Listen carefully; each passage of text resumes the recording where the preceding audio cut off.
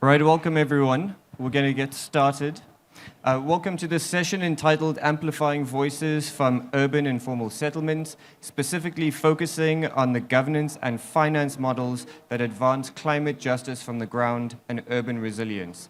We're very pleased to have quite a diverse range of local voices in attendance with us, as well as some of the partners that are working with them to advance inclusive and transformative resilience action at the local level.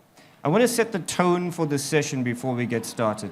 Let's have frank discussion. Let us all come to the table with what we know, what we don't know, and to be open to learn, unlearn, and relearn. So, frank discussion. I want everyone in this room right now to commit to holding in the forefront of your mind what it is you understand about urban informal settlements, what it is you understand about innovative, from-the-ground governance and financial models, and to have your questions ready. So if we get to the end of this session and we have no questions, I will only be able to assume that everyone is crystal clear on what we're talking about, and that certainly can't be true. So that is my challenge to all of you in the room. That is my challenge to those who are joining us virtually. So let's have an engaging, frank, and open discussion. So to kick us off, we have welcoming remarks from Sheila Patel, the director of Spark in India. So welcome, Sheila, to kick us off.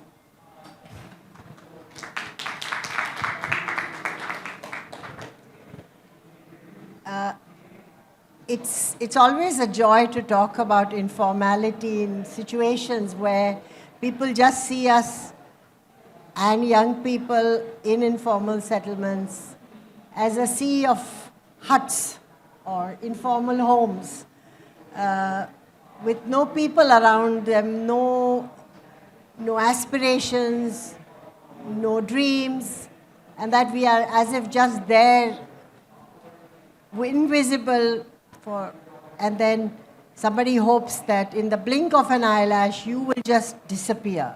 That is the way in which cities tend to treat poor people, except when there are elections. Then we become very important, and then we assume that because the politicians are coming to us that they will do what we want, and they don't. So the movement of Slum Dwellers International began to give a face, a voice, an identity to all of us who live informally, with a view that we have an opinion. We have survived despite everybody and the indifference of the state, but we are your citizens, we demand your attention, and we want to solve the problems of our city with you. This is not an easy thing. And the reason why I feel it's very comfortable to join in this deliberations with a youth organization is because young people feel the same way. All the gray-haired people treat you like brats. They don't understand how savvy and smart you are, how well you understand the situation. But it's easier to ignore you because you ask very uncomfortable questions that the adults don't want to answer. So what can we do together to bring from below a deep pressure to say, count us in, make sure that the resources that you keep saying we have but never come to us, do come to us, and how can we demonstrate the kind of transformation that we can produce so that we can become equitable partners. So within STI, we first of all believe in the power of aggregation. What does that mean? More the merrier. More people make noise, the more it is heard. The more data you collect, the more evidence you gather, the more representation you make, becomes more and more difficult to ignore you. So we have to be smart, we have to use evidence, we have to demonstrate that we are not careless because we don't know. There's this imagery, poor people, oh, they lie, cheat, and steal, we don't know, they are not very reliable. These are very convenient things And when I say with slum dwellers, I'm saying that the the youth in our community say that maybe you guys do the same with us. And we say, no, no, no, no, you are our partners. And we are working very hard to get young people in SDI to become part of this process, because together, I think we represent very big constituencies that are being ignored. So today's session is an attempt to strengthen our resolve, to demonstrate what we need to do, to demonstrate that we can design and participate in developing solutions, and we are the right people to execute these solutions because they have to work for us. And I think that that process has to begin in localities, aggregated at the city level, at the national level, and that maybe next time when we come to COP, we can bring the evidence of what we can do together that has made a difference not only in our own lives, but also in the lives of our city. Because remember, cities emerge from interdependency. Everybody is dependent on each other. So the more we heighten the acknowledgement of that interdependency, the more entitled we are to get accreditation, to get recognition, and to become partners. So I hope that you all feel enthusiastic about these things. Those of you who are new to the process of how information gathering, data collection can produce evidence for negotiations, please come to SDI. We have been doing this for 30 years, and we are partners with many organizations sitting here as well, who now see the value of dealing with us, and we have become very integral to those associations and institutions. So I give this back to you, and along with you having everybody ask questions, we also look at how we develop a strategy by which informal residents, regardless of whether they're in SDI or not, or youth groups, we embrace them and we bring them into this network. Thank you. Thank you, Sheila. So, before we jump in, I thought I would explain why it is that I asked all of the panelists to come sit up here at once, despite the fact that we're going to be speaking to some of them first, and then having some of the organizations that partner with networks and organizations like SDI, Slum Dwellers International, and GAIO, the Green Africa Youth Organization, the two co-hosting organizations for this event. I thought in the spirit of partnership, let's have everyone up on stage. Let's have a back and forth conversation, but we'll be starting off with speaking to some of the local voices that are working with communities on the ground, to hear from them first what their thoughts are on a number of issues, and then to get a response from the organizations that partner with the likes of SDI and GAIO, and then have them also speak to one another as well. So, introducing everyone up on stage. We have Desmond Alagnoya from GAIO in Ghana. Desmond, say hi. We have Zilira Luka from the Center for Community Organization and Development, also known as C-Code, from Malawi. Say hi. We have Teresa Karampatana from the Homeless People's Federation of the Philippines. Hi, Teresa. Good to have you with us. We also have Christy Keith from Gaia from the USA. We also have Helen Wanjoy from WRI Africa. And lastly, we have Arne Janssen from the Cities Alliance. So give everyone a round of applause for joining us. It's the second to last day of COP, so we really appreciate them coming through and giving us the last ounce of energy they may have, given the long 2 weeks that we have. So let's jump in. As I said, frank conversation.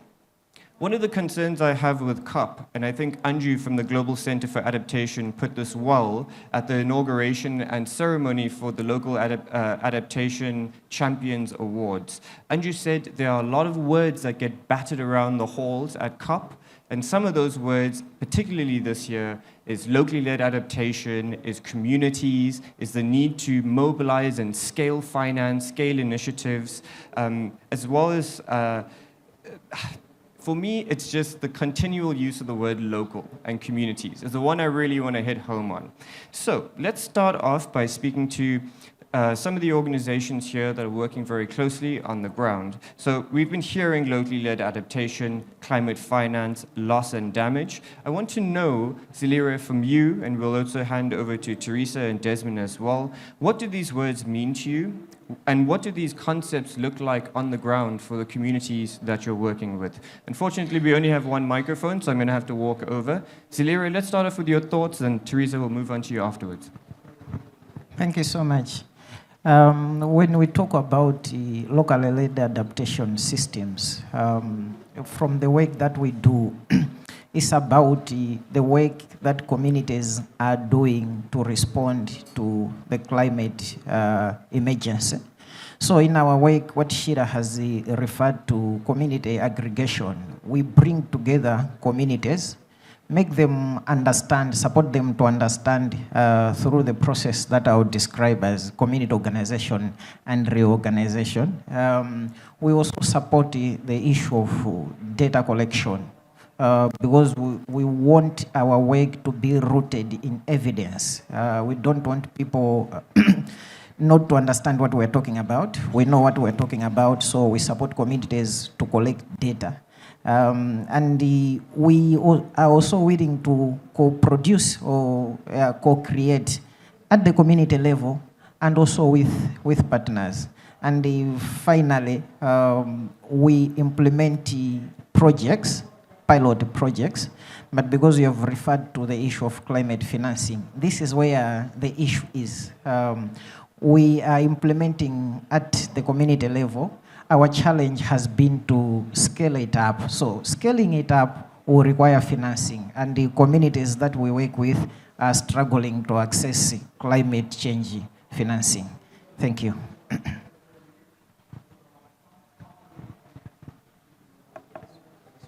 Hello. Good afternoon. Again, I'm Teresa, and I appreciate and I honor everybody who is part of this organizing committee, who is at work in this COP, especially in the Resilience Hub. So for us, for me, locally led adaptation and resilience and all these big words we kept bubbling around the whole COP.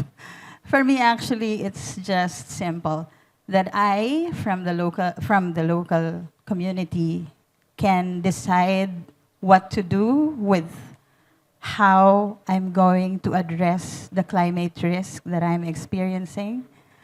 That I, from the local community, can be supported in building finance over to address these issues.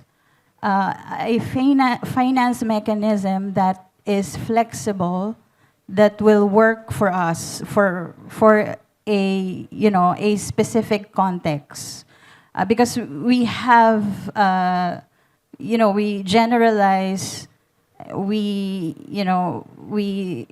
expect that a work from this country to this country can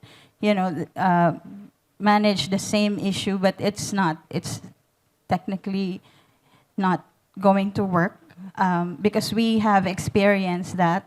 One example I can give you is that my local government is trying to help me address the flooding in my settlement, but since the village chief is not part of his party, the village chief does not want any development coming in for that settlement because of this mayor that I am talking with.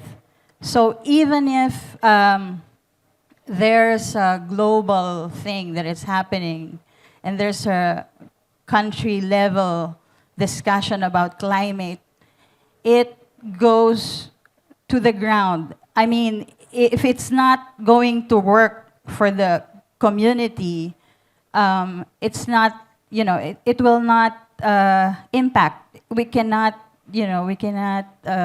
go to scale. So we're in my in my humble opinion, we should capacitate these communities so that they can make their governments accountable. They can negotiate using their funds, community funds, leverage, funding to the national government. So, and this will entail a lot of work. It will take a decade. For my community alone, we started in 2012 organizing this community. And we have been in constant communication with the government, constant discussion. And sometimes,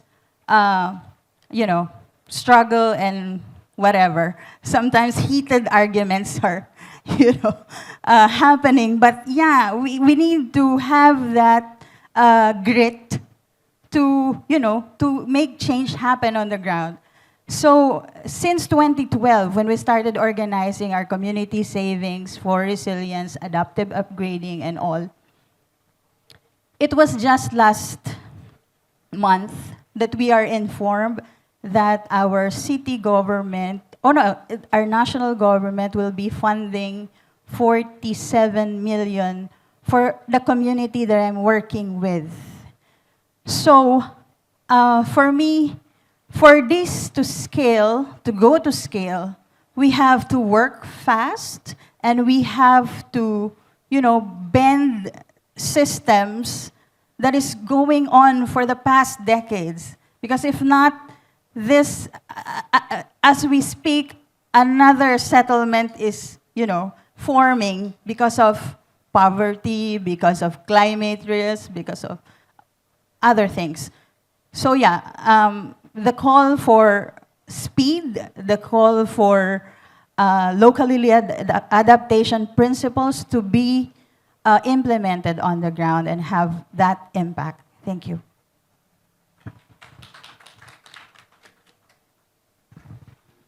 I think for us, when we talk about locally led adaptation, we're talking about community-led initiatives, community-led innovations, or co-created innovations that are significantly spearheaded by the various communities that we are currently working with in Ghana.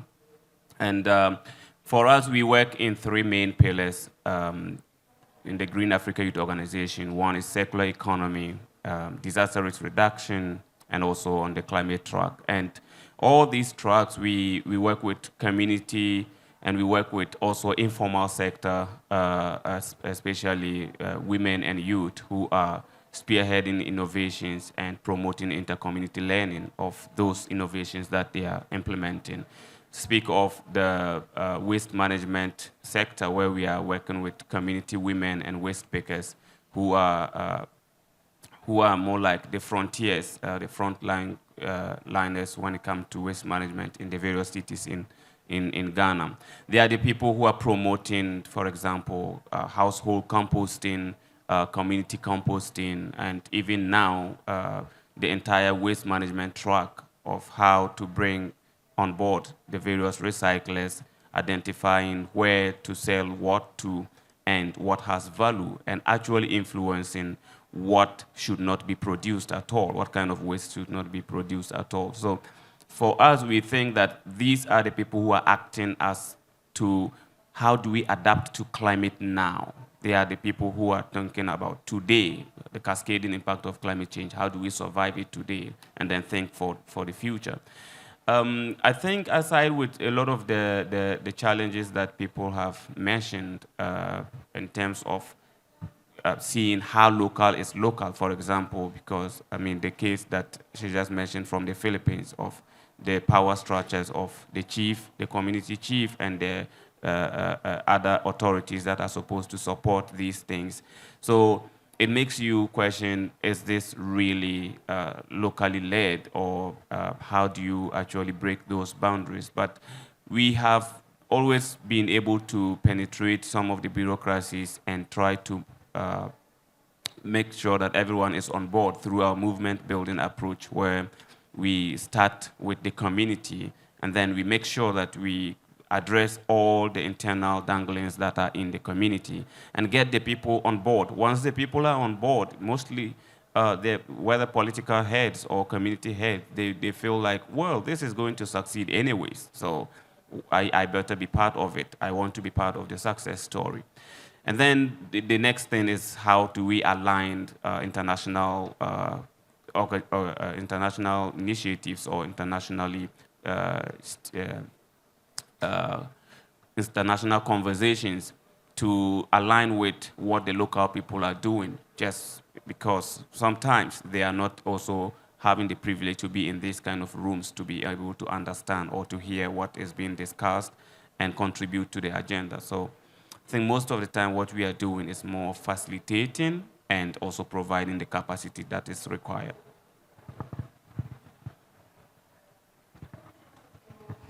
Thanks all for your responses. So I want us to get quite tangible as we move into discussing examples of governance and finance models from the ground to address urban resilience, particularly for urban poor communities. Before we jump into that question and get some responses, I'm not going to ask you to put your hands up or your feet up if that's what you would prefer, but to think to yourself whether or not in practice you understand a governance or financial model for delivering finance and resilience for urban poor communities. We're in this session, we've been hearing a lot about this, but hold that in your mind. And for our panelists, I want you to walk us through an example or two from the work that you're doing in as much detail as time will allow on what is the process, or let's start with a given example, and then what was the process in understanding how to bring that governance or financial model to fruition. Because I think it's important for people to understand that there are steps in developing this out, particularly to make it an inclusive and transformative endeavor. And I know that our panelists here and also the partners that support them have a lot of knowledge and experience that you can share with all of us. So, Ziliri, let's start with you. Let's start with an example, and then let's get some insight into actually how this comes to fruition. Thank you once again. I'll give an example of a community that was struggling to access basic services that were on the other side of the river. Their challenge was there was no crossing point, so there was no bridge between their community and the industrial area. That's where schools for their children were located. So when we supported that community to understand their challenges, prioritize their challenges, they decided that the first thing that they would want to do is for them to have a crossing point, not necessarily for cars, just a footpath or a footbridge for them to be able to go on the other side of the river so that their kids can go to school, so that men from this community can cross and do their work. But it was a challenge during the rainy season. So the challenge that was there was the issue of financing. Where are we going to get the money to do this? When we came in, we did the mobilization. We identified the engineers who came in and provided free services in terms of designing. We brought in the Lilongwe City Council as the father of the city. They approved the designs for free. Those are the contributions that we were getting from different stakeholders. And now the issue was, where do we get the money? Because the council had said they would not be able to consider the construction of the bridge at that point because they were way past through the planning process of that year's financial budget. So we started engaging various institutions. We engaged the private sector. Some provided cement, some provided the other materials, and the community also made a contribution. They provided the free labor. By the end of 90 days or 120 days, which is 3 to 4 months, we had a bridge. So children were able to go to school during the rainy season. It wasn't a problem. People from this settlement are now able to cross and go on the other side of the river. because that's where the industrial area is located, and that's where most of the people living in the settlement are employed. From this, you'd see that there are all sorts of steps that were taken. We needed to help the community understand what are their challenges.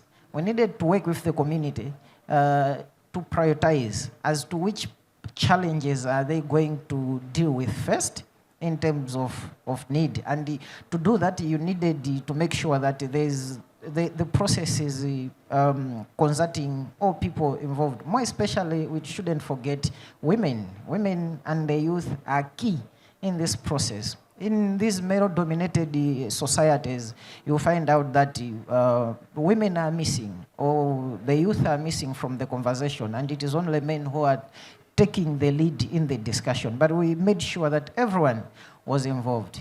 We brought in the city council. We brought in the private sector.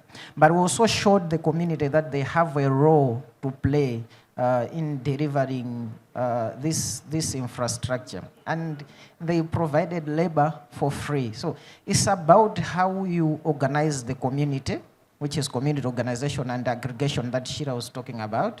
It's about how you engage other players. That's co-creation. And we delivered this, what we call a precedent project. There's another bridge that we are also supposed to construct, but that one will require a lot of resources. That's where the issue of climate financing is coming in. We need now more stakeholders to come on board. We need to work with people to help us understand the project bankability. What are the procedures that we have to follow if we are to make such projects bankable? We know that there are steps. We know that us as local institutions, I think, will struggle to access financing because there are all sorts of issues that we have to follow. But I think in general, that is an example that I can give at this time. Thank you.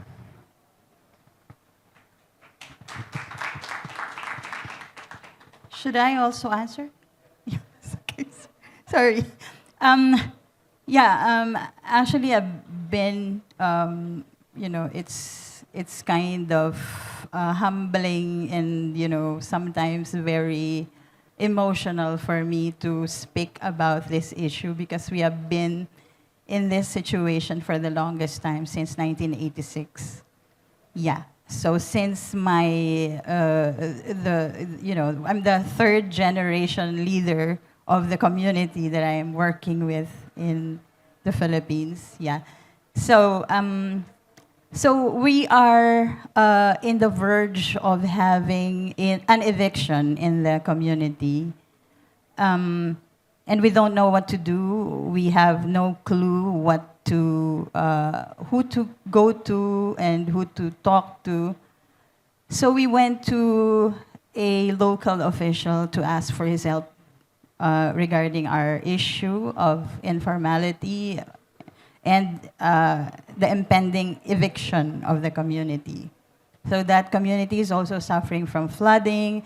It also suffers from a danger. It is part of a danger area because it is under a transmission line. So we talked to him and said, I cannot help you, sorry. I cannot give you money because that is not allowed by the law. For a public official, for government to give money to a private institution, because we were considered, a community is considered not a public institution. So technically, he cannot give us, he cannot do projects, especially so because we are illegal. And it is not, it's not allowed by the law to invest government money in illegal structures and illegal settlements. So how do we do that? So we have been luckily we were able to communicate with Homeless People's Federation Philippines, which is a member of Slum Dwellers International, that we are, they are helping us organize our savings so that we can build our a community fund to address our issue. So we started at $1 per month because the people did not trust the leaders because of a lot of corruption issues. There were a lot of money that was go to waste because of leadership breakdown. So we started with 50 pesos, and then they were very kind enough to help us organize the recording part, the safety nets of the money that is being collected in the community level, the reporting, and then this rituals has become very successful. That after a year, we were able to collect more than 1 million pesos. Just enough to give the down payment to the landowner. So after which, the Federation also helped us connect with government institutions because government doesn't trust an urban poor leader like me. I mean, who is this person going to ask for something, million of pesos for her community? And so this federation was able to link us, capacitated us to negotiate with the government officials, and we were able to gain the trust of the government official. So right now we are able to buy the land. So we bought it for 25 million. And a while ago I was saying the government is now funding us another 47 million for the adaptive upgrading. We call it reblocking, but it's adaptive upgrading wherein the roads and the drainage system will be put up across the settlement because right now it's totally a slum area. But so my point is, resilience has a very direct connection with land ownership. Because if you don't own anything, technically you do not have the right to build, right to do adaptive strategies over that particular piece of land because, we don't know if within 6 months, within 3 months, all our investments will go to waste because they will be evicted or whatever. So yeah, these capacities should be in place in a community for them to be resilient. And it takes a lot of time. And it takes a lot of investment, especially for the leaders, for the community, and investment in the leadership of that community. Because at the end of the day, even if all of us will give money to that community, it is not enough. It will never be enough. So it has to be the community and the government in that locality that should address the issue. So we can just support them. We can just give them, build partnership and, collaboration and all. Yeah, but yeah, it has to be them that should address the issue. Yeah. Thank you.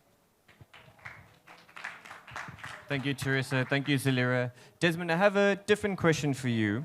And the question is, what kind of partnerships do you need in your context? You represent Gaia, representing the youth in Ghana and on our continent. So, question to you, what are the partnerships that you need to scale the work that you're doing? When it comes to partnerships, I think all the work we are talking about here, a lot of it is led by informal sector. And one challenge we've been having is that we have very less number of philanthropic organizations or even investors who are having confidence in this sector. And that makes it challenging because you have limited resources, because you don't have a lot of people who want to. And even those who are willing to, they don't have the confidence to invest more. So what I'm trying to say here is that we need organizations, we need institutions to understand that the sector itself is the game changer. Every policy discussion that you are seeing in meeting rooms, these are the implementers who understand whatever they are doing, and because they are leading it, you should not have the fear. Then the second thing also is that because of organizations like GAIO, because of the role we play such a role as a supervisory role, as a connecting role, and as an organization that is breaking the barriers and helping those communities or those informal sectors to understand how to operate and how to also meet certain standards in order to position themselves very well. So that's another thing. And then if I look at the examples that we've done in, for example, in Accra, with informal waste pickers, for example, we've moved them from being in such a chaotic situation, being repressed by government, to a state where institutions and government now work with them. They are formally integrated and they are working with the various municipalities. And they have scaled up to a significant amount of collection rate that they are now doing. They have better terms and conditions with the recycling companies that are buying the waste from them. And they are even now innovating with the composting aspect. Now, if you look at such a solution and you think that it is not worth of investing, what else are you going to look for? And where else would you be going? And then when I look at the youth sector especially, we've also have that challenge of youth not having a certain level of maybe integrity or a certain level of degree of recognition. And so some organizations and companies also feel that it is very risky to be working with youth because they are still way below the ladder. But that's where the problem has been all this while, because if you do not invest in the young people at the time that they need to build their capacities, at the time that they need to, their innovative mindset is still very active, you are risking of piling up a whole population of people who will be very dependent on the older folks, and that is not going to help. And then lastly, it has to do with the role, again, that organizations like the Green Africa Youth Organization is playing. What we've done in Ghana is actually to establish more like a hub, or if you like, a governance body for all youth-related activities on climate change. The reason is to break these barriers of financial risk between youth-led organizations and also institutions that are having the capabilities of supporting. So the past year, we've actually sub-granted to a number of youth-led organizations because we built the organization in such a way that we can serve as a bridge between these initiatives that are just coming up and the big institutions that are finding it difficult to penetrate or to break the barriers and work with youth at the local level. So I think what we really need is for institutions to invest, but to be honest and transparent with the investment. Because if you give a youth-led organization $1,000 and you are expecting so much from them, but then at the same time you are giving maybe 100 times that amount to an institution just because they've been there for ages and just because it is led by some adult, that doesn't make sense because it doesn't necessarily translate to impact, it doesn't necessarily translate to growth of such communities that really need the solution. Thank you. Great, thank you so much, Desmond. And on your point about being honest and transparent, let's turn to some of the partners that are here with us to ask them a very frank question that will hopefully get a very honest and transparent answer. So it's important to be transparent and open about what needs to change. Christy, let's start off with you in terms of what internal institutional changes were needed for your organization to meaningfully partner with those working on the ground or with communities, and also what still needs to be done. So over to you, Christy. Yeah, it's a great question. So Gaia was formed as an organization of grassroots organizations.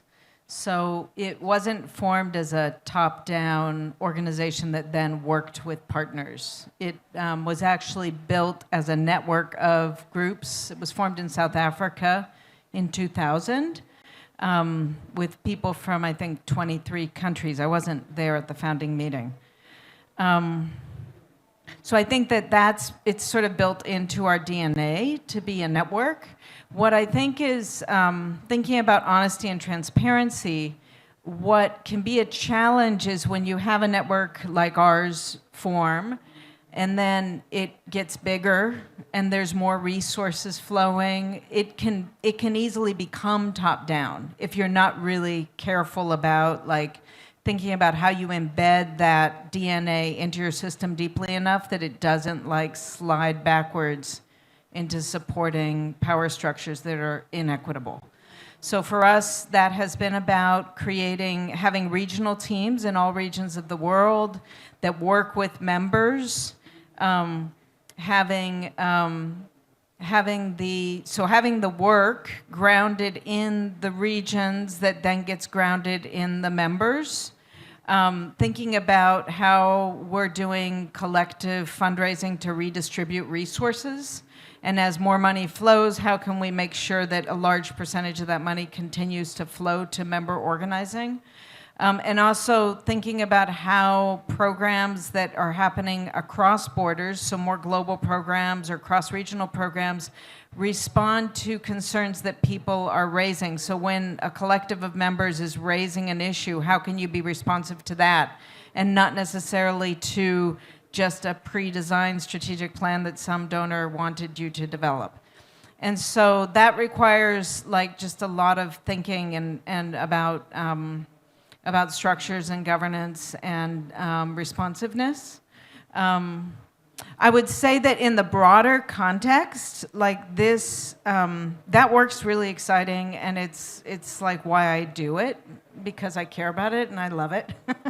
But it's not these aren't models that are common, and they're certainly not the sort of models that most climate finance is encouraging. So what I see is as more resources come into our sector, which we work on waste and justice, it's like often really oriented towards how can we give money to some expert group from the north to give technical assistance to, quote unquote, people who don't know, in the global south. And so I think we try to turn that on its head, but the concentration of resources and the appropriateness of finance, which I wrote it down because like people have been talking about it, like finance appropriateness and to local change that is decentralized and is not sort of coming in this other way is one of, I think, the key challenges that we aim to try to overturn, but it's not, the structure of climate finance is not set up for that. Great, thanks so much, Christy, and great to hear about the work that Gaia is doing as well. So, Arne, same question to you with regards to what internal institutional changes the Cities Alliance may have undergone in order to try and more meaningfully partner with communities or urban poor communities, and what still needs to be done. But Otto, kick us off with a little bit about what Cities Alliance does. Yes, thank you. To answer this question, let me start with what Cities Alliance is. It's a global membership-based organization hosted within the United Nations. And it's consisting of various and very different stakeholders throughout the urban nexus, let's say. So we have national governments, both from the donor sides, but also from receiving countries. We have organized local government, like ICLE, UCLG, We have organized civil society like SDI, and we have universities and other networks, right? And this already answers a bit the question how we work, because we work collaboratively. That's also, somebody mentions the DNA of an organization, right? This is also where we take our strengths and also our credibility, that we can always refer back to giving urban poor a voice at a global level, but not like doing advocacy on buzzwords or so, but underlying it really with some work and excellent work on the ground that is being done within the communities. And I know it's Citizen Alliance existing for 20 years. It's a long and enduring process. You said you work on this since '86. I mean, this is a lifespan you have to think of. It's a long process, and I think there's still a lot of capacity building needed, but not capacity building, as you said, technicians, technical advice from the north to the south. No, it's the other way around as well, right? You have to ensure that the donor community, especially when it comes to climate finance, understands what Sheila also mentioned, that every US dollar invested in a let's say collaborative way into slum upgrading and urban poor development can lead to an improved resilience of the whole city as a system, right? So the system is only as strong as the weakest link they have. And in this case, often it's the urban poor that are the weakest link, because they settle in areas that are most prone to hazards and everything. So this understanding needs to start, of course, with, let's say, the donor community. And this is part of what Citizen Alliance can bring to this table. But it also involves, and this is something what we realize when working with the communities on the ground, bringing, of course, also the local government, right? And you mentioned, like, some still have a mindset like, these are not my citizens, right? Why should I care? And I guess with some, if you bring in climate finance or bring additional finance, there is the motivation, at least from government, to listen, because it's finance. So once you establish a kind of a platform that involves at least local government, organized civil society, and in the best case also within a national framework of some national representatives, on a specific project, this can, in our view, can help, in our experience, can help to build the trust that is needed to bring this even further when there is no further funding, maybe. So they still regularly meet, they exchange on what is needed, what could be next steps. So it's a long process, and this is also something we try to bring back to the donor community. This takes time, and it's not like you have a 2 years project and you expect results also from NGOs, you expect results. No, you have to build their capacity, you have to wait. It's a long process. And I mean, building trust is maybe the longest process, that is taking the longest time. So this is something where Citizen Alliance is at least trying to also make a difference in funding long-term projects that can make the difference then on the ground, and then can be showcased also to other cities, other communities. If it's working there, why isn't it working in our community? Thank you. Great, thanks so much, Anne. So Helen, always a pleasure to have you with us.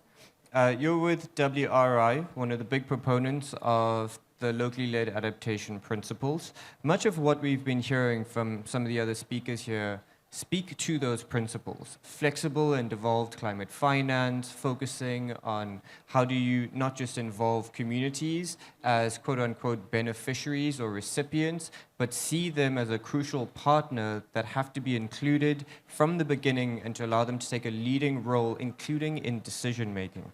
So Helen, from WRI's perspective, what is some of the advice that you can give to other organizations that are perhaps looking to improve the meaningfulness of how they engage in this space, in this context with regards to urban poor communities and informal settlements? But I think the LLA principles speak to a range of different interventions and sectors as well. So Helen, perhaps some advice from you to those who are looking to more meaningfully partner on what they can do. Thank you so much, Emil. Challenges of being last is, a lot of people have said a lot of the best points. But I think from our perspective as, we are mainly a research organization, more of a think tank, but attempting to also be a bit of a do tank by having some city level work. I think the first thing is to acknowledge that the support for whatever happens at local level is to acknowledge that everyone works at different scales, and I think it's really important. There's the awesome work that they are doing with the grassroots communities themselves. There are people who are working at a higher scale, trying to work with the cities. There are people who work at the intermediary scale, with the grassroots organizations or with umbrella bodies. And to say that all of that matters, but I think in having a frank conversation is to say that to be able to build genuine partnerships is a painstaking process. He talked about the element of trust. So I think to go into the process of knowing that it will not be easy, but I think you have heard from all the speakers about the benefits that it will bring in terms of ownership by the communities, building capacity, and all the other, co-benefits of ensuring that everything is locally led. So I think from my perspective, those would be reflections. Of course, on our part, beyond the work we do on locally led adaptation, we have tried really to begin to embed this even structurally as an organization, because while we work globally and across different programs, cities, water, we have ensured that equity begins to be a principle that we consider across everything that we do, and that's really important. But as I said, really it's to acknowledge how hard to get genuine partnerships is, but also to acknowledge that there's beauty in things maturing and things starting small and organically maturing to begin to be more complex and demand-driven, depending on what the communities themselves want. So there's no one piece fits all. Like Maria said, everything is really contextual, and that's the beauty of the whole process. Thanks. Great, thank you, Helen. So Teresa, effectively the same question to you. What advice do you have for organizations or networks that are looking to partner with people like yourself and the communities and network that you represent and work with? What advice do you have to them around how to build more meaningful partnership with yourselves to actually scale this work and to actually ensure that the partnerships are meaningful and impactful? Yeah, for me, I think it's basically the trust in the process that is ongoing. Because these organizations have shown for the longest time that they can work, that they can deliver results. But yeah, there is a time element to that delivery. It's not, it's not based on your specific log framework or whatever. So it's the human process that is going on the ground. It is the struggle of people, people trying to work to survive on the daily basis. It's getting their children to school. It's meeting with their local governments. It's a constant, struggle for these communities. So for us, it's basically the understanding of that human process that is going on, not in a technocratic way of thinking that, of course we all believe in science. We have, we know statistics. But yeah, there is the human face in all those processes that is ongoing, and basically the respect in that.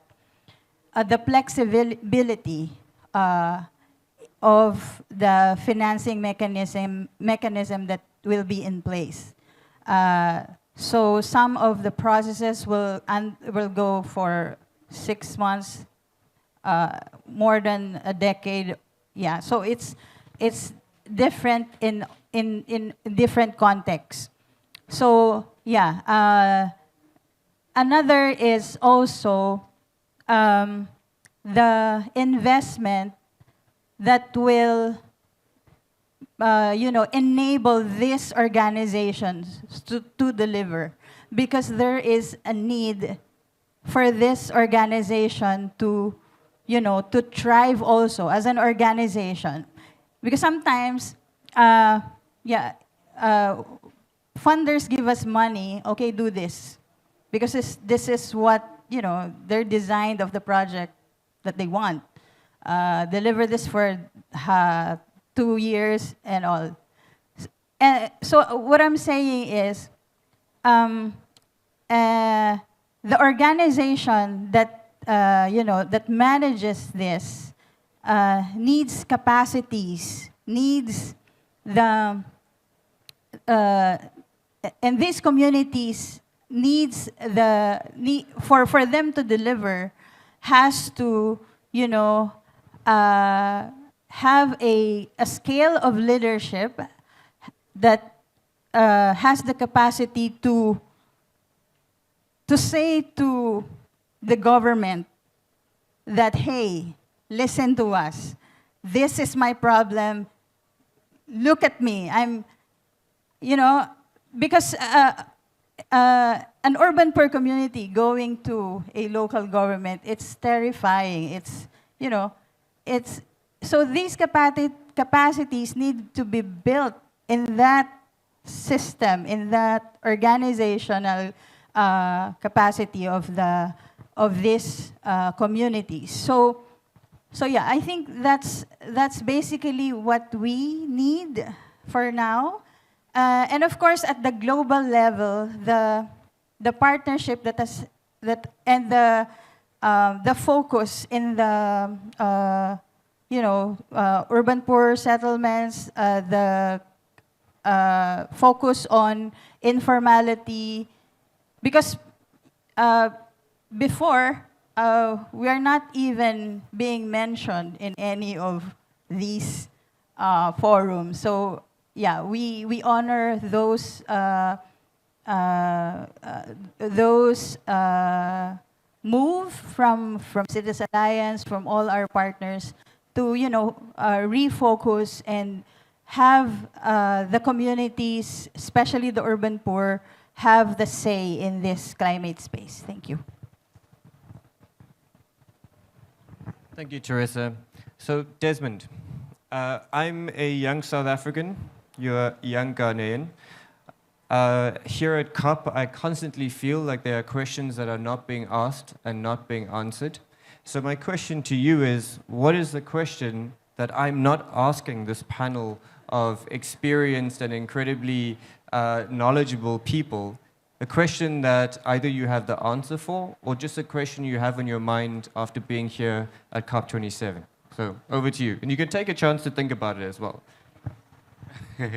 Well, I don't even know if I take time, if I'll ever get it exhausted. But I think that we generally, I have a feeling that generally people think that youth-led, informal sector, locally led, means small resources. And that is something that we need to open up and understand, that there are locally led adaptation solutions that are scaled up across regions and transferred to different parts of the world. And we can talk about them forever. So we need to move beyond this perception of locally led being something that requires very minimal resources. And that's why I keep talking about the angle of finance and transparency. I also think that there is Now, I don't know how to frame this, but it is more around how do you, and I'm happy that we have this panel that is very cross-cutting. How do you work with these communities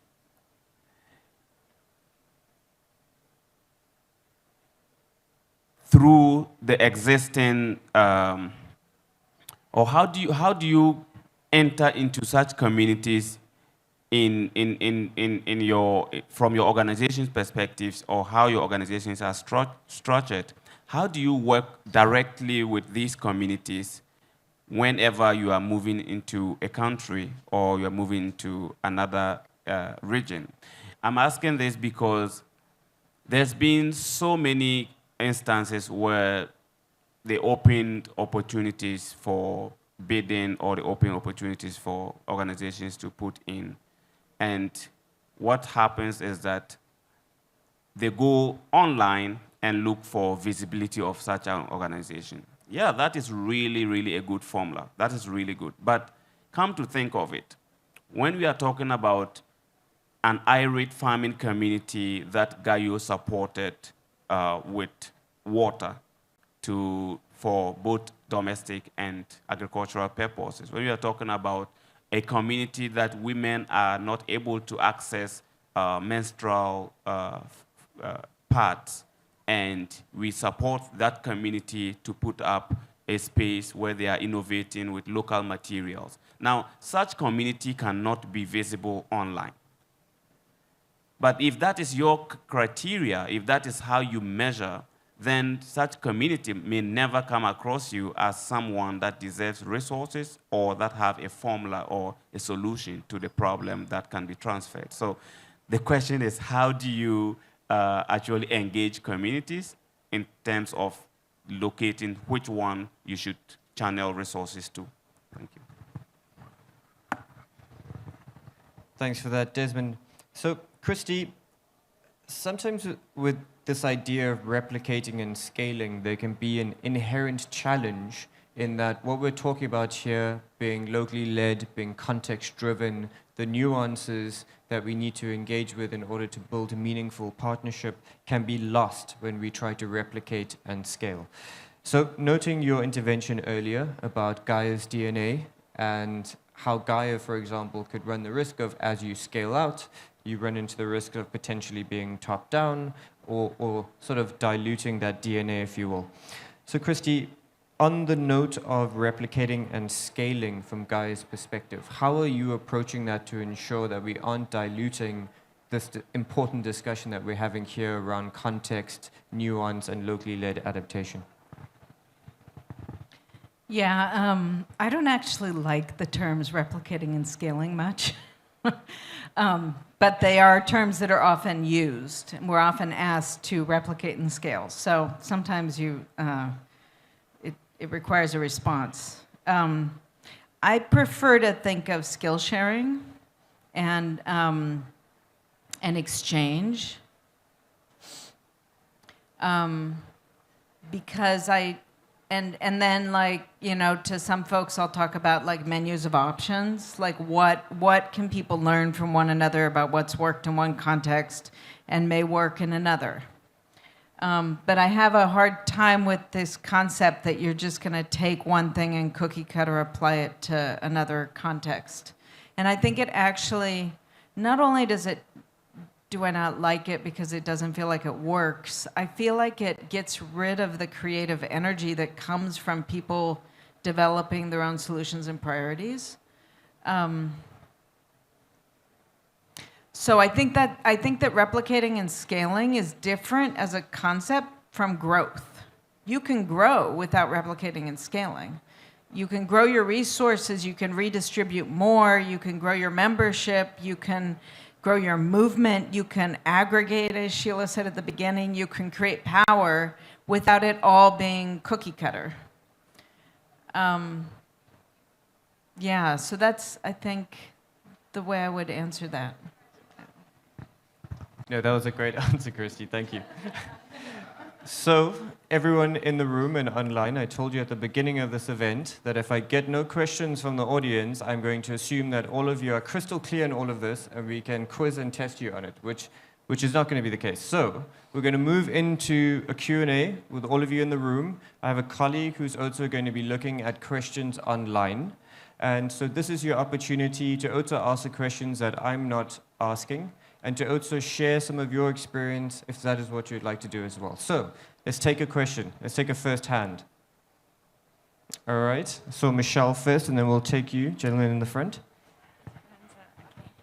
Thank you very much, and I just want to say a big thank you to all the panelists. This has been such an enriching, and I've learned so much from this session, so thank you. And it's a common question that I've got all combined, which is what I've really valued about this session, is that the lack of respect and trust has been surfaced for,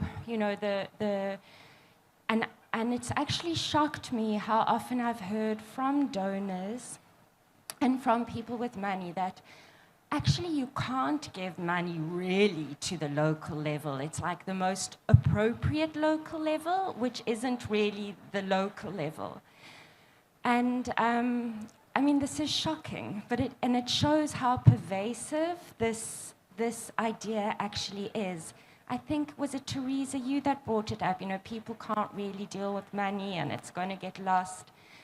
And I think it really calls on action and advocacy from organizations like, I'm talking about South North, CDKN, WRI, and the donors to really look at this and really deal with it, and really look at how, Arne brought it up as well, how capacity, how these organizations and donors need to be trained into really confronting these hidden perceptions, because it falls into this whole thing of locally led adaptation actually being a buzzword, and everyone's saying it, but they don't really think people can deal with money, et cetera, et cetera. And I'm just very grateful that this has been raised, and I put this on myself, and for everyone to really start dealing with this head on. So thank you, everybody. Great, thank you, Michelle. Would any of our panelists like to respond to that, particularly with regards to the shift for donors? I think one of the things that stood out for me here at COP27 is the narrative that capacity and capability building is not just for communities, but it's also for the institutions and donors to build their capacity and capability on how to work with communities, and as Michelle put it, to shift their perceptions and to address their internal biases. Be reflective, be reflexive as well. Would anybody like to respond? Sure, go ahead, Zalira, and then we'll take another question. Thank you so much. I'll try to be politically correct. By saying I think the donor community lacks an understanding of the politics at the community level. Christy has pointed out to the issue of decentralization. I feel people in the funding world don't understand that, and they treat cities and councils as being homogeneous, not understanding that there are different capacities in terms of financing and also in terms of staffing. Those are the things that we have to pay attention to. So as donors are thinking or shifting their positions, I think they also need to understand the politics that we deal with at the city council or at the city level and at the community level. That will help them to understand better the situation on the ground. Sure, thank you. Thank you, Zalira. Gentleman at the front had a question first, and then we'll move to others. Thank you. Thank you for a very interesting discussion. It's been inspiring sitting here listening to the stories from the panel. I'm no expert in financial sector. My background is environmental impact assessment, so take it for what it is for what I'm about to say. But it struck me that in terms of making progress, the questions of trust and transparency was something that's a thread throughout all speakers. It also strikes me, though, that nobody knows community requirements better than the local community. And that doesn't mean to say that they have to have Harvard degrees to understand what the issues are on the ground. It also means that they don't necessarily need tens of millions of dollars to put those problems right. What I haven't heard the panel mention is the phrase microfinance. And I was just wondering if there's opportunities and mechanisms there to be able to make microfinancing available to communities, which should maybe cut away that risk of what happens if we give $1 million to a community that we don't trust them to use that money properly. That's a perception. Whereas if the microfinance approach was adopted, the communities would be able to just use that microfinancing to empower themselves to demonstrate, look, just give us what we need to put a couple of little problems right, and we can demonstrate to you that we can do this, and then scale it up to the wider community, and then build that trust that way. So I was just wondering if there was any comments on that. Thank you. And thank you again for the panel. It's an amazing discussion. Thank you. Thank you very much for that question. We have one microphone, so I'm going to take 2 more questions. Let's take one on this side, and then we'll come back to this side. Yeah, thank you very much. Thank you very much for this topic. It's very close to home. And I feel it's about time these issues need to be properly addressed. I'm from the city of Johannesburg, one of the most unequal cities in Africa, where a city built out of migrant workers from all over Africa.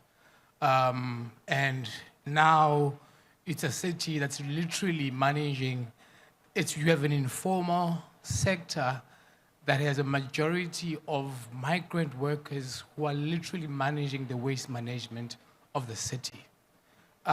People ask that when my recyclables come out of my house, there's a guy that comes and picks it up. No one knows the process from your household to the buyback center, to the recycling center. No one knows what happens in between.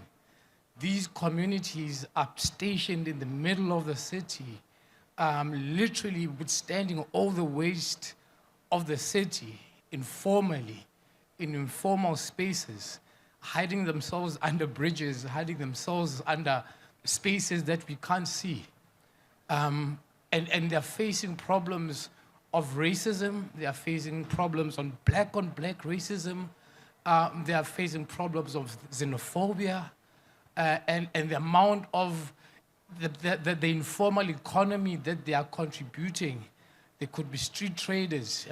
It's a lot of informal sector being stationed within the city, hiding themselves and literally sustaining the city. Problems. I heard about the issue of financing. Well, in informal spaces, if you give the informal economy, if in informal spaces R1 million, you're asking people to kill each other. You don't do that. They need assistance. You don't give people money, you give people resources. My organization, 80% of the members that started from this organization are people from these communities. And starting that organization was difficult because it doesn't, the policies don't allow recognition for a person from outside of South Africa to even start an organization.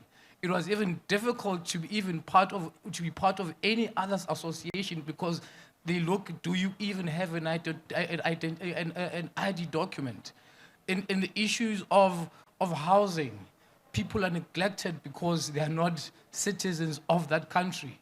You know, and it comes to funding, you can't, we had a situation during COVID where there was a lot of support and food support going to people that need that, and people had to bring ID documents for that, and thousands of foreign nationals couldn't get support because they're not being recognized as residents of the country. There's a lot that needs to be fleshed out in some of these problems, and unfortunately, these communities are left to find solutions on their own.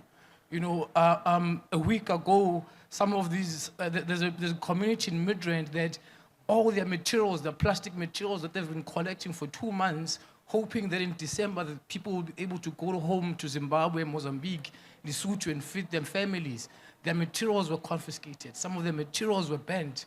And it's not being put on media. You know, it is a big problem. And we need to, as I said, I'm very happy that we're having this conversation, and we need to find ways of starting to have that communication with those communities and see how do we find solutions. It's really not about nationality, it's not about race, it's not about where you come from. It's about humanity, being able to respect and find dignified accommodation.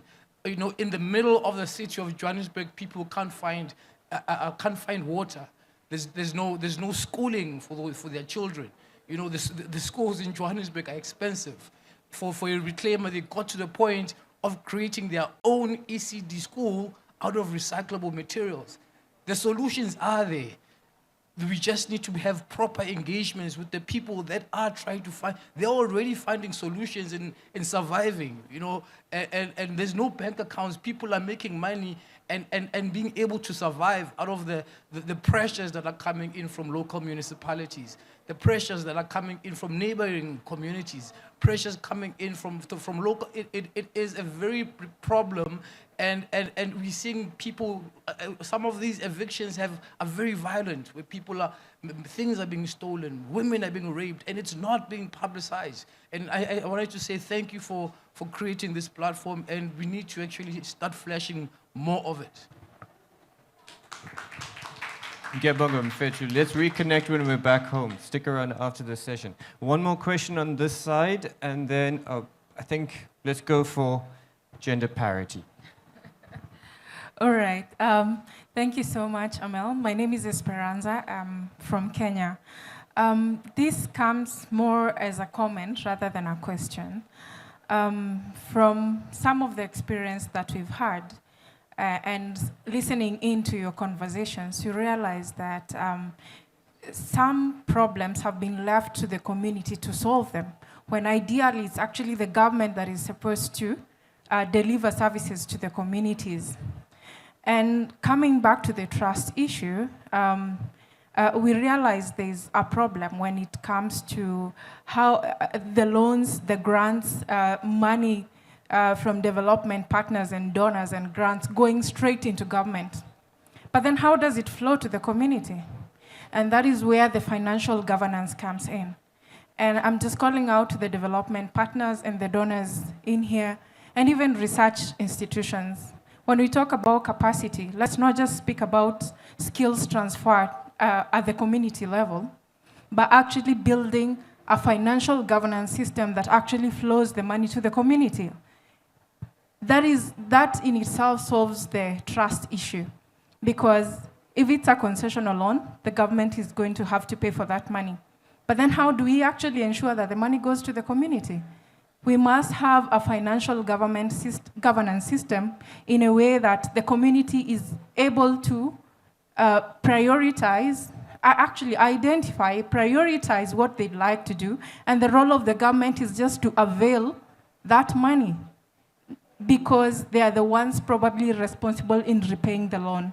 So my call, especially to the work of SDI, can we find a way to actually mainstream engagement of community into planning and development? In my country, what is not in a policy document, what is not in a legislation will not be implemented, because the government will not allocate money and a budget for that, even if it means it's money that is coming through the donors or grants. For development partners, let's find a way to capacity develop to a lowest level where we can be able to have transparency and accountability over funds that the community is directly able to access that fund and use that finance to strengthen their resilience. Thank you. Thank you, Esperanza. So, very quickly, who would like to answer the question around microfinance from the gentleman at the front? And if there are any responses to either Esperanza or the other gentleman from Johannesburg. Microfinance? Christy, we'll start with you. Yeah, and I'm sure others might have more to say, but on the question of microfinance, I think this sort of brings us to one of the things that Desmond said, that sometimes there's an assumption that when you're talking local, you're talking small, you're talking micro, and that that's all that's needed. And when you're working with just the fact that it's a community, sometimes we're talking about cities of millions of people. And, you know, those who are impacted by historical injustices, it doesn't, you know, just because people aren't operating with large budgets doesn't mean that they don't have large needs. So while I have seen that we've had success at times when we have small amounts of money redistributing it in small ways, the fact that that's all that there is more because of the amount that's available. I wouldn't say that local means it has to be micro.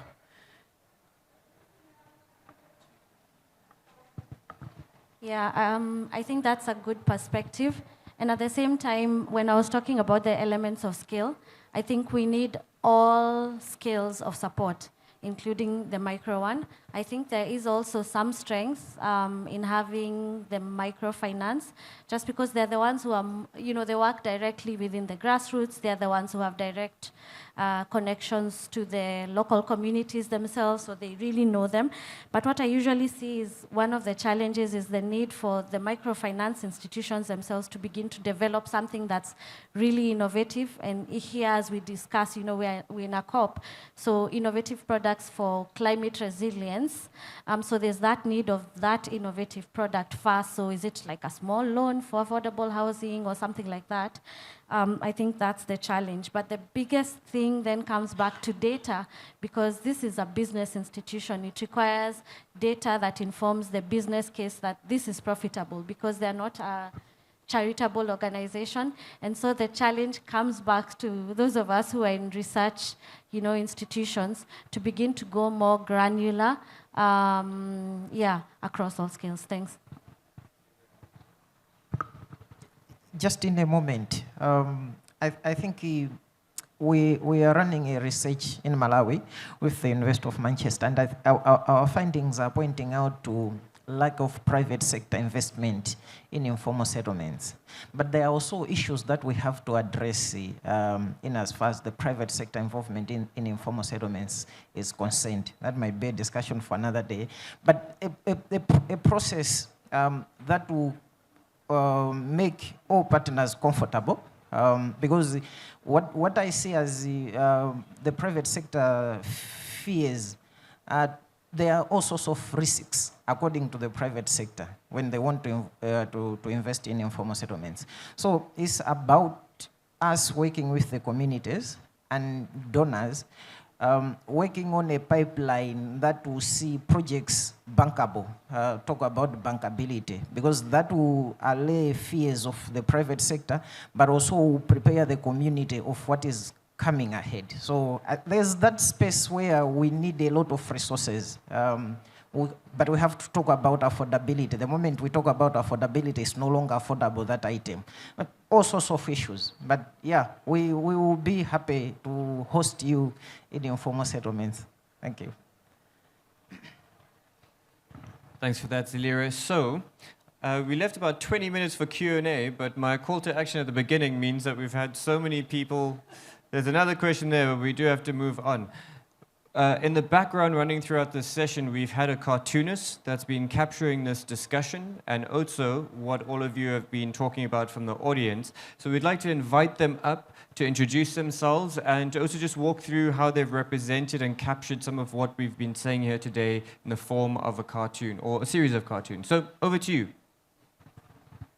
Thanks, everyone. My name is Rohan. I'm joining from India. I've been drawing cartoons for several sessions throughout the COP27 through the Resilience Hub. And here are I'm actually supposed to draw 4 cartoons based on this session, but thanks to the candor of the speakers, I was inspired to draw 5. And there's another one from another session that's relevant, which I'm going to show here. I'm just going to share my screen and play the slideshow. For the sake of convenience, I'm just going to read out all the captions.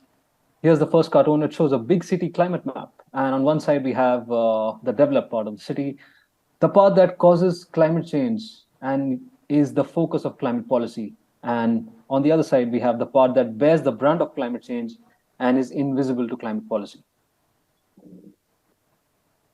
The second one, the urban poor trying to reach out to the government, but the government is asleep. And then the urban poor uses a huge microphone called partnerships and wakes up the government. The climate resilience relay race, where the slum dwellers associations are leading as the racer, and the funding policy is tired and falling behind. And she says, gosh, you really need to catch up.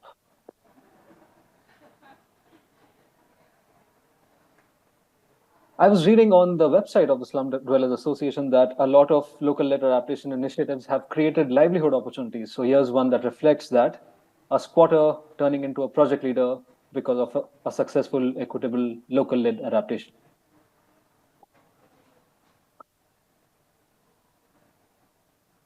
Off the grid of government aid, but never off the grid of self-reliance. And the last one is actually from a session done earlier with Roof Over Our Heads that Sheila had presented. And I thought that it is very relevant here because of the discussions that have been happening today. Your urban resilience plan is almost perfect, other than one tiny thing missing: our choice. Thanks, everyone. I hope you like the cartoons and that they'll be useful for your publications eventually. Thank you, Rohan. I think you captured a lot of the nuance incredibly well with those cartoons. We're out of time, colleagues, but it doesn't mean that we're not still going to be around the Resilience Hub. Come to us and speak to us, and let's keep pushing on this conversation to be frank, honest, and to get things done. Thank you all for your time, and thank you to all of our panelists.